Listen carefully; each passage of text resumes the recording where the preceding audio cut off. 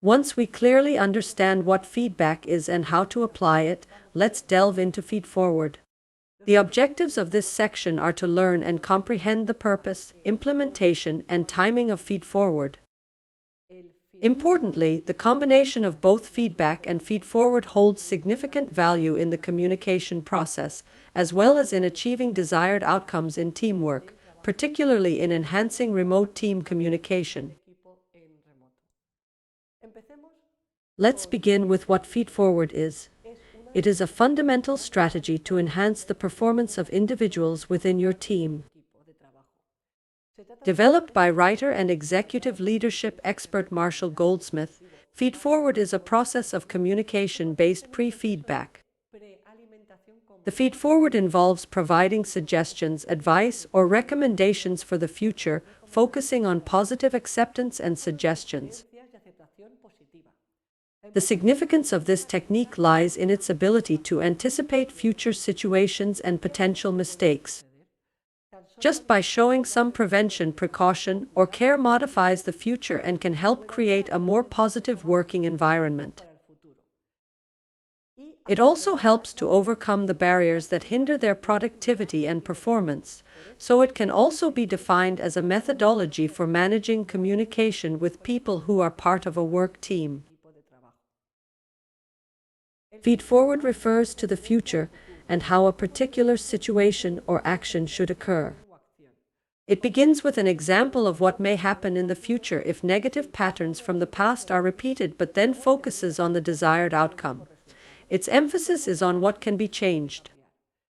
In simpler terms, Feedforward provides positive feedback that looks towards the potential for improved performance, optimizing the capabilities of the human capital.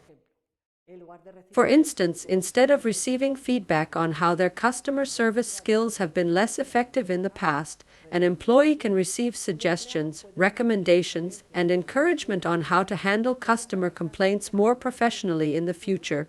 This is Feedforward. This type of prospective feedback is interesting because it aims to provide assistance for individuals to improve their performance in similar tasks in the future by anticipating their development. Feedforward should support the fundamental pillars of professional activities, which include understanding what one does well and where improvement is possible, planning how to achieve that improvement, self-awareness to perceive one's authenticity, self-reflection, social awareness, managing relationships, and even self-management. One technique used in Feedforward is the sandwich technique, based on communication assertive between two people or between groups of people. For the application of this technique, the following is done. First, the positive is enhanced or praise is given to the person. Next is indicated the behavior or negativity found to improve the skills of a person. And third, an acknowledgement of gratitude is expressed. Another technique can be through a sequence of steps or process that here we present, as the feedforward is an introspective process that helps the person and the team evaluated to become aware of what elements can improve and in which it is committed and how it prepares to improve them. The sequence of this process could have the following steps. On the part of the team that presents orally, enumerate and highlight 3 aspects of those who are satisfied after the presentation that could be improved and how they could be achieved. On the part of the observers, that is to say, the rest of members of the team, to enumerate and to evidence 3 aspects that have done well and list and highlight 3 aspects that could improve. And how, and on the part of the team evaluated for their work as the commitment to improve the next installments. Another way would be through comments that can serve to transfer what has been learned, for example in the way of frequently asked questions or type more information to know more. Finally, as a summary, we present the main differences between feedback and feedforward and a final conclusion. For example, feedback on performance, what is it? It provides information based on activity performed, while the feedforward provides information to improve future tasks. As a focus, feedback is about the task done, in the feedforward is about the task to be done.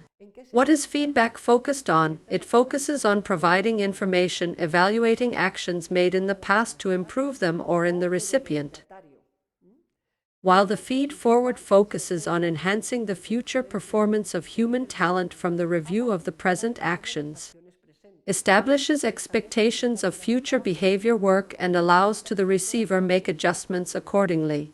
What do we use each of them for? Feedback is applied to publicize virtues and mistakes of activities performed, and the feed-forward to give and receive positive advice or positive recommendations given for the future. Who intervenes in each one of them? Then the same collaborators, chiefs and chief collaborator. And finally, the approach in feedback is a reactive approach.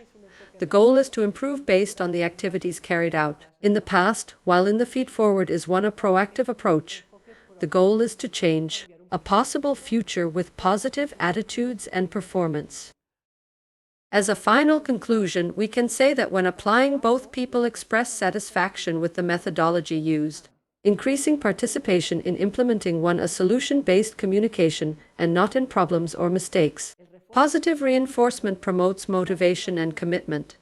So we can say that these two processes of communication, as said at the beginning, are very important.